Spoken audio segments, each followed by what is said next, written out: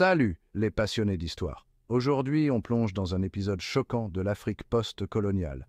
Attachez vos ceintures, je vais vous dévoiler l'intense bras de fer entre Charles de Gaulle et la Guinée. Une histoire de défi, de trahison et de résilience. C'est parti! À la fin des années 50, la décolonisation souffle sur l'Afrique. La France, dirigée par Charles de Gaulle, peine à garder le contrôle de ses colonies. La Guinée, menée par le fougueux et charismatique Ahmed Sékou Touré. Touré n'est pas un leader comme les autres, c'est un visionnaire qui rêve d'une véritable indépendance pour son pays. On arrive en 1958. De Gaulle propose un référendum à ces colonies africaines, restées au sein d'une nouvelle communauté franco-africaine ou opter pour une indépendance immédiate. La plupart des colonies, craignant l'instabilité, choisissent de rester. Mais pas la Guinée. Touré déclare avec force « Nous préférons la pauvreté dans la liberté aux richesses dans l'esclavage ».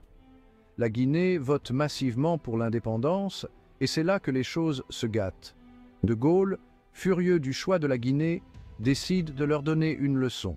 Les fonctionnaires français plient bagages en un éclair, mais non sans tout détruire sur leur passage. Ils dépouillent la Guinée de ses infrastructures, allant même jusqu'à dévisser les ampoules des douilles. Écoles, bureaux, services publics, tout est laissé à l'abandon. Mais l'esprit de la Guinée est inébranlable. Malgré la dévastation, Touré et son peuple commencent à reconstruire en partant de zéro. À l'international, ils reçoivent le soutien d'autres pays africains nouvellement indépendants et du bloc soviétique. C'est un message puissant. Même face au sabotage, la quête de liberté ne peut être écrasée.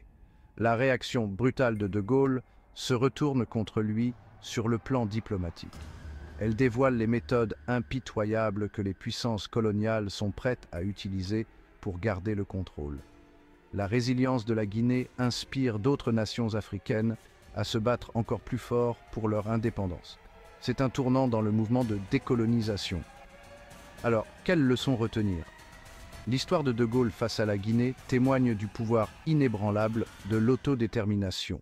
Elle nous rappelle que le combat pour la liberté s'accompagne souvent d'immenses défis, mais que l'esprit humain peut les surmonter. Merci d'avoir suivi cette plongée dans un moment charnière de l'histoire. Si vous avez apprécié, n'hésitez pas à cliquer sur « J'aime » et à vous abonner pour d'autres vidéos.